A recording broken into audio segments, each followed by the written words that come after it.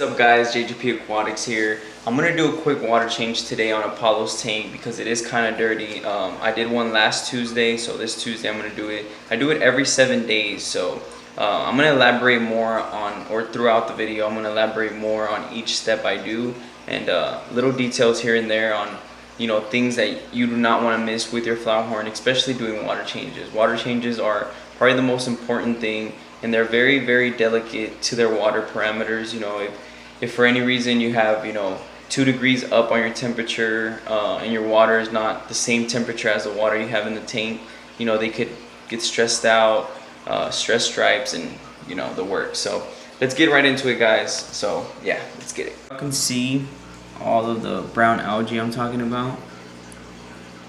So you see all the brown algae. It's mostly all on the floor, on the ground of the tank.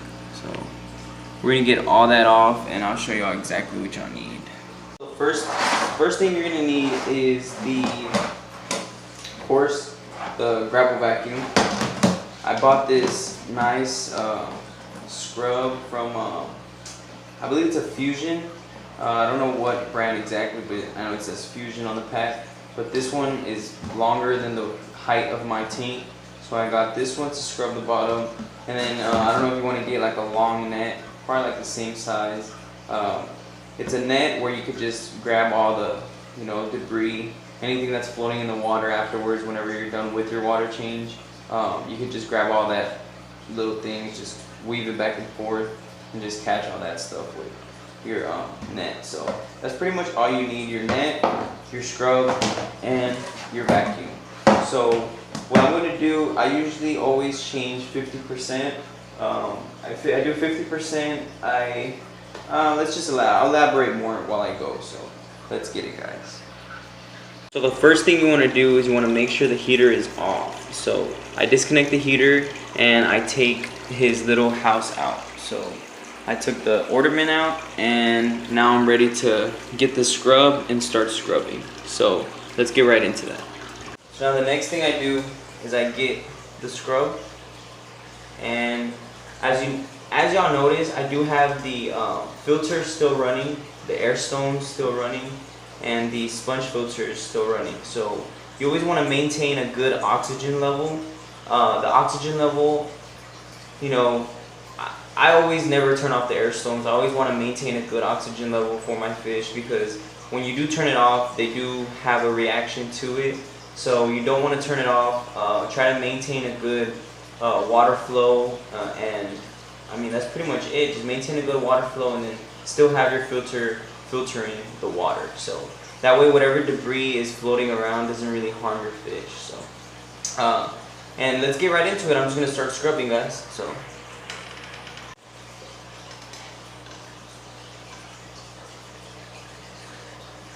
always make sure to get the edges. Always get all the floor first. Just go back and forth. And you literally can clean off all the algae. The algae's already done its work to benefit your fish.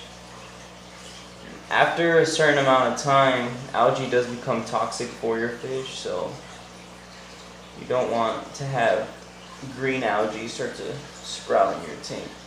Brown algae is always still good for your fish, so especially Flowerhorns. They're really dirty fish, but require proper maintenance.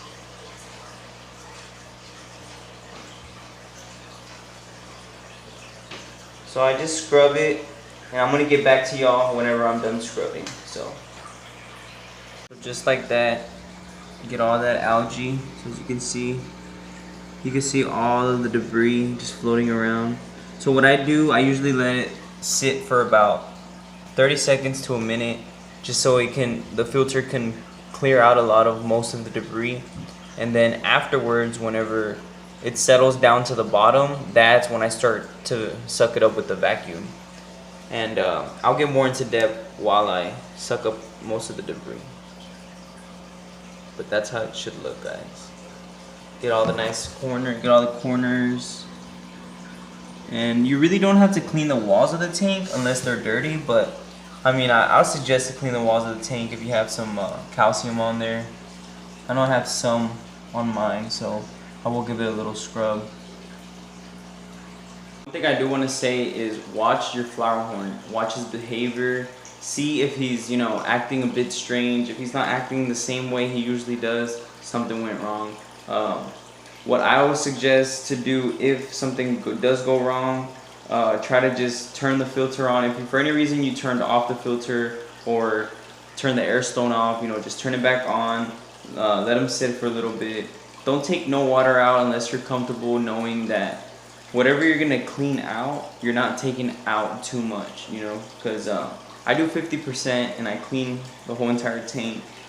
Sometimes I do just leave the sponge filters the way it is, and if I feel like I over cleaned the tank, I won't clean the filter itself, the hang on the back filter. So you could either do things like that, you know. Just know what you're doing, guys. Like, know that filters aren't supposed to be cleaned all the time, probably like once a month, twice a month. Give it a good little rinse, you know, get all that debris out of there. And yeah, that's pretty much it, guys. So let's get back to it. I am going to start sucking out the water, and then we'll get more into depth about the filter. So let's get it. I always make sure Apollo's doing good. He's always playing, he's always real playful, always all strong. So just make sure, watch his behavior, make sure he's not acting a bit strange. He's acting perfectly fine, so everything's going good for now.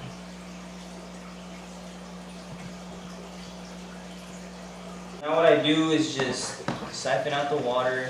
I do have this tank on the ground, so if you do have your tank elevated, it's not going to be as hard as what I'm doing. But I have my tank on the ground, so I literally have to have my hose like real level to the ground. So when it gets to like quarter way, it stops flowing, so I have to pump it by hand. So I will skip that part, but that's just, you know, the reason, because I have the tank on the ground.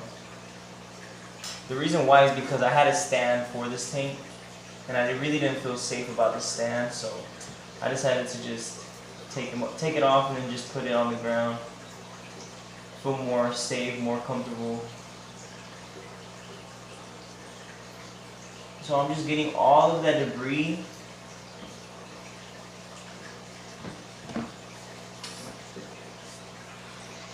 As you can see, just getting all of that debris. Just get it, all of it, all of it. Try to get as most as you can, and then that's when you worry about your filter. So when you get most of the debris out, of course the water level will start going low. So you take out all of the debris.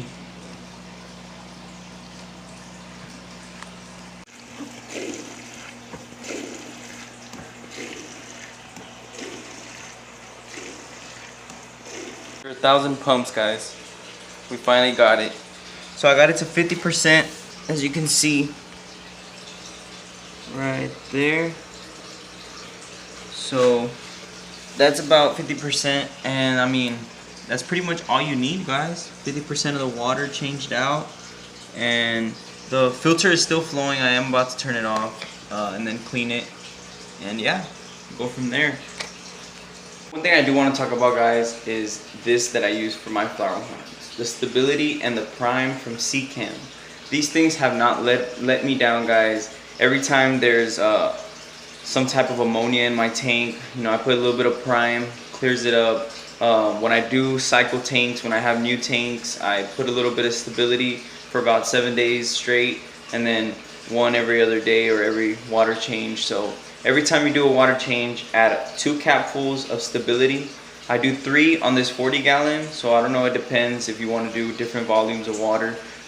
You could do more stability, and then I usually always do 1 capful of prime because this thing is very concentrated. So I believe it's 1 capful for like a 50 US gallon. So if you have 100 gallons, so 2 capfuls for that, for 100 gallons. So think about it. I have 40 and 30 gallons, so just 1 capful of this and then 2 of the stability, or 3, and we're good, guys. So both of these products are probably the most recommended by me, guys. You will always see me either promote or talk about these two, because these are very, very, very good. I have heard of the Prime powder. It's a different type of, it's a different name, but they do have this solution, but in the powder form. And I know it comes more in bulk, so it'll last longer than the Prime. So, but yeah, guys, let's get a little bit in this in the tank, and then I'll set the temperature of the water. That way it could run from the sink into the tank. So let's get it, guys. Peace. So I got the water flowing from the sink all the way to the room.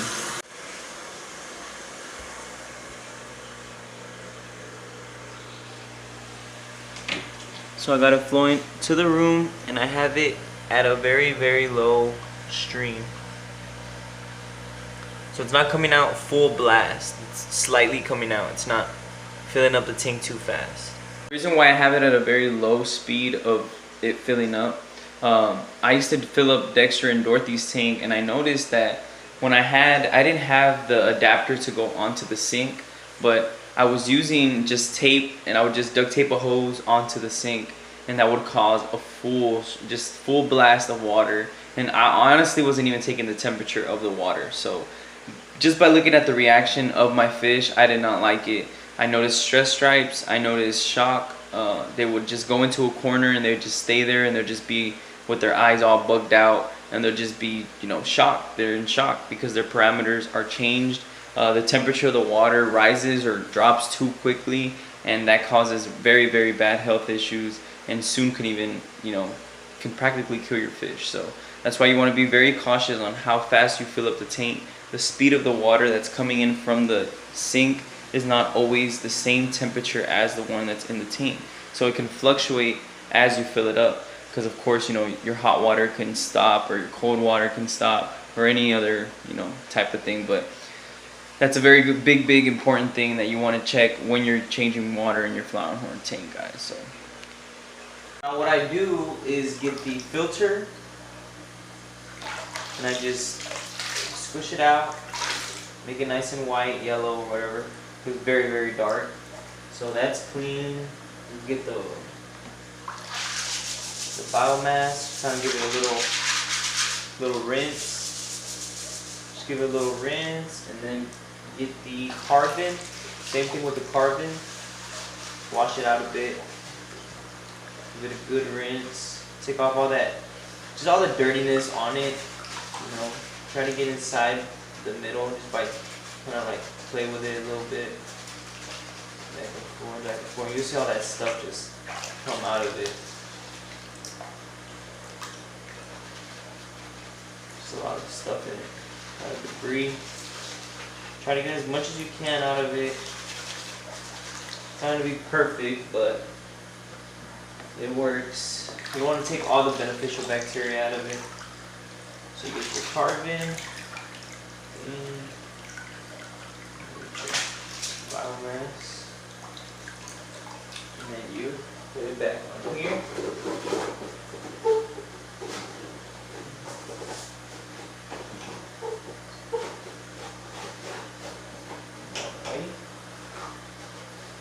Filter, biomass right back on there. Alrighty, and then you just get a little bit, get a towel or something. Sorry about that, guys. Had to get a bowl. So you get a bowl or a plate, whatever, any container, and just pour the water that you squish out of the filters, you know, from the sponge filters and your filter, is all going to be in the dirty water. So never clean it with tap water, guys. Do not put fresh water. Do not. It's just too much. It's too clean. You know, there's not going to be no beneficial bacteria. So all you gotta do is, as the water is filling up, I usually just connect it while it's filling up. That way it's feeling alright. By the way, I do have an Aqua Clear 70 on this tank. It's a 40-gallon tank, and I have an Aqua Clear 70. So I'm over filtering about 30 gallons on this tank. So that alone is very, very sterile. But besides that, you know, you just wait until your water starts to come out of your filter.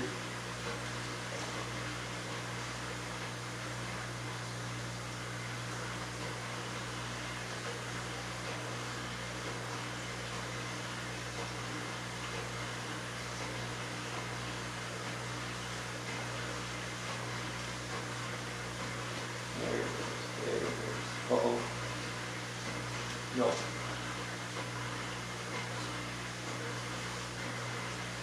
Messing with the freaking heater. No, Paulo. He's biting the heater that I put in there. So I'm having trouble with this fish right now. I don't know if y'all saw that. He was trying to bite the freaking thermometer I got for him. So bad.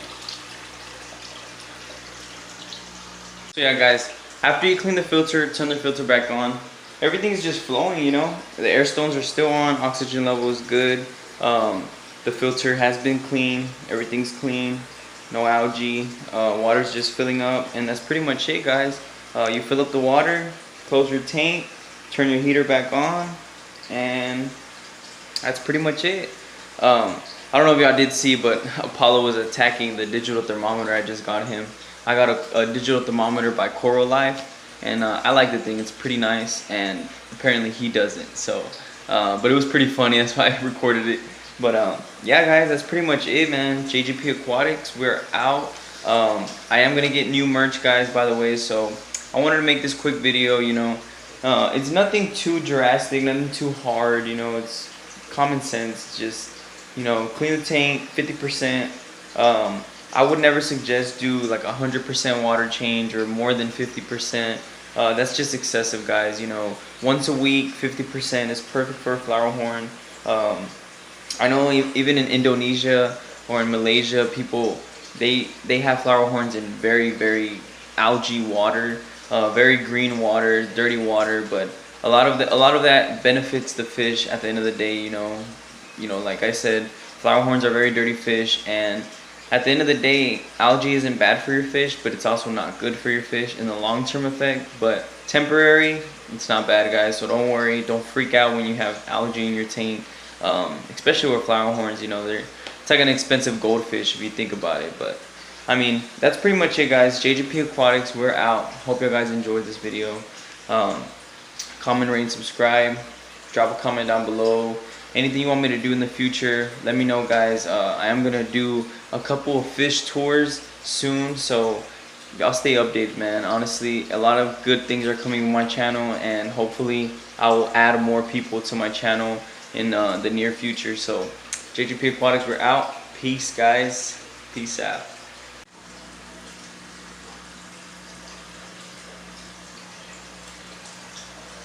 Say bye. Later, JGP fan.